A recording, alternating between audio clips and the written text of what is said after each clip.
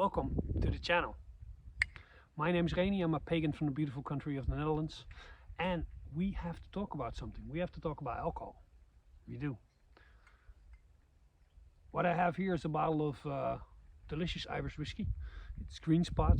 It's far better than Jameson, it's better than Powers, and it's even better than Redbreast. It's beautiful, but we're not here to talk about whiskey. We're here to talk about alcohol. And why do we need to talk about it? Well, you know, the Muslims say it's haram. You shouldn't drink it ever. The Jews are like, be very, very careful with alcohol. The Christians are like, just take it easy on the alcohol. But, if you come to our sermon, we'll give you some blood of Christ. Well, it's not really blood of Christ, it's wine. And then you have us, the pagans, where the drinking of mead, of honey wine, seems to be almost ingrained in our very religion. Now, first I have to make a disclaimer. I think it's very good to moderate yourself with alcohol. I try to do that as well. If I drink it, like if you drink alcohol every day, I don't enjoy it as much. But if I wait a week or 2 weeks and I've done all my push-ups and I've done all my hard work to reward myself with a glass of whiskey, then it's really, really good. And it's also very necessary to moderate yourself because, well, our ancestors, the alcohol that they drank way back in the day, thousands of years ago, was very low in alcohol percentage. I'm talking 1-2% alcohol percentage. And a couple of thousand years along on that timeline, when the alcohol started getting more stronger, it was often consumed together, in a communal sense. But here in the West, we have our pick of alcohol, even though it's taxed ridiculously a lot. I think it's still incredibly cheap. In the West we have all the alcohol we want, all the drugs we want, all the chocolate we want, and all the porn we want. So when that's the case, I think it's especially important to regulate yourself. Okay, that being said, how is it possible that mead birthed our civilization? Let me tell you the story. Once upon a time, we were hunter-gatherers. We didn't have a fixed place, we just moved from place to place. We ate the berries that we found and the deer that we killed. But then there was a group of people who started farming. And there was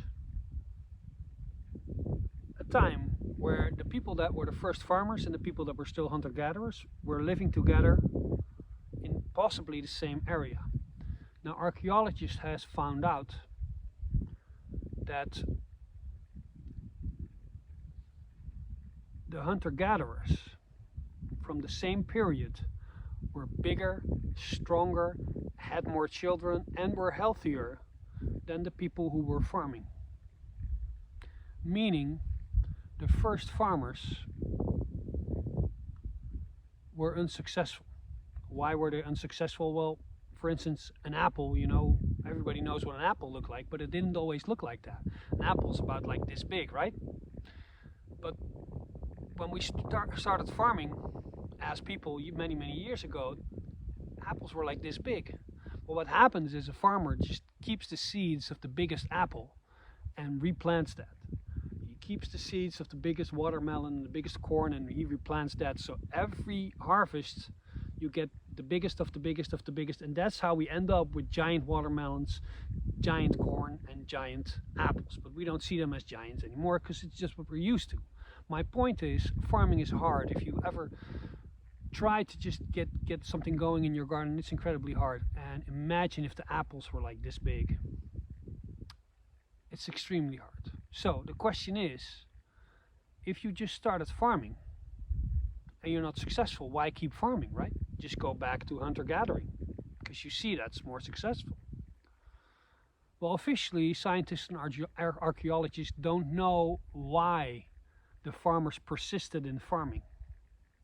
But they do know one thing. They do know one thing for sure, and that's by the time we started farming, we also started experimenting with fermentation, meaning alcohol. So the theory and the rumor is, like, why would you keep doing something that isn't very successful because they had alcohol. They were not very successful, but at least they could get drunk. So it's possible that alcoholism and the very first meads, because that was the first alcoholic drink, the very first honey wine, is what made these farmers persist and what made this civilization possible. So think about that next time you drink your glass of mead or your glass of whiskey. Now you know me. Why is the big question. What's the lesson in here? Well, I'm a firm believer that my life is like a Viking longboat, and your life is also like a Viking longboat. And I am the opinion that in your life you should set sail with your life, and you should steer it in as good a way as you can. I'm not one of those new age people. You talk about new age people, they go like, yeah, well, you know, everything happens for a reason, so you don't need to steer, just, you know, I just go with the flow and see what happens. No, because then you're just a little leaf in the wind and you just flow in every direction that other people want you to flow in. You shouldn't do that, in my opinion. You should take your Viking longboat and you should set sail. You should have some goals. You should try, at least. Doesn't matter if you get there.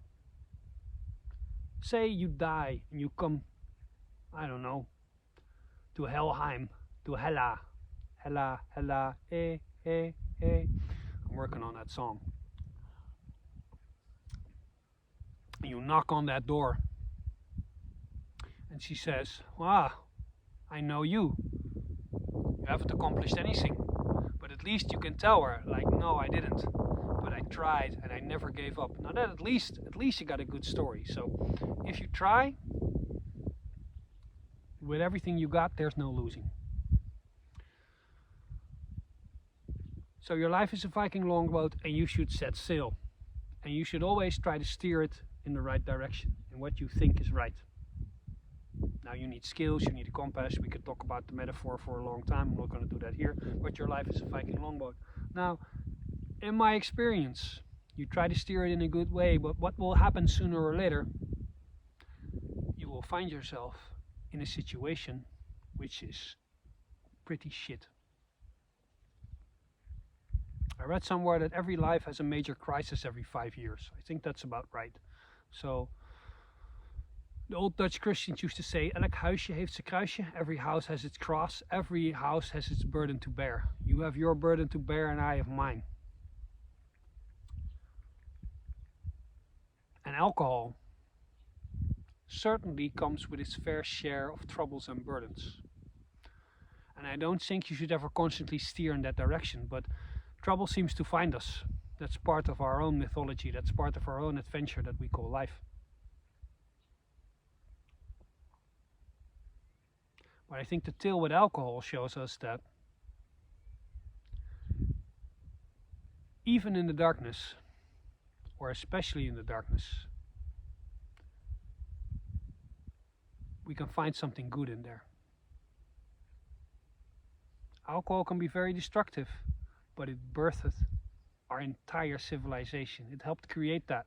So think about that when you drink your mead, your whiskey, your beer, your ale, your scotch, your bourbon, your rum, your mezcal, your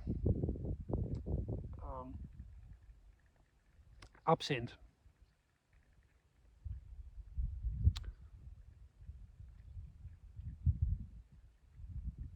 I have a theory about absinthe, by the way.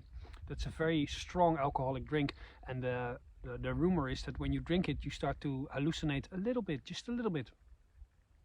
Well, in Holland's golden age, you know, where all the big painters like Rembrandt and Vermeer and Van Gogh, where they all painted, the story was, if you want to paint good, you have to drink absinthe. Why was that? Probably because all the masters were drinking absinthe. And if you look at a Van Gogh painting, while you're slightly intoxicated or slightly tripping, don't know if you've ever done that, I recommend you do, is the whole painting starts moving. So my theory is, besides being manic depressant, which Vincent van Gogh was, and of course a bit crazy, he was a lot of the time stripping balls. But that's my theory. I'm sidetracking here. Be grateful for the mead. Be careful for the mead.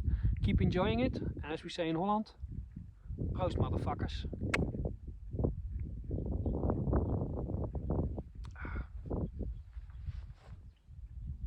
Ga met de goden.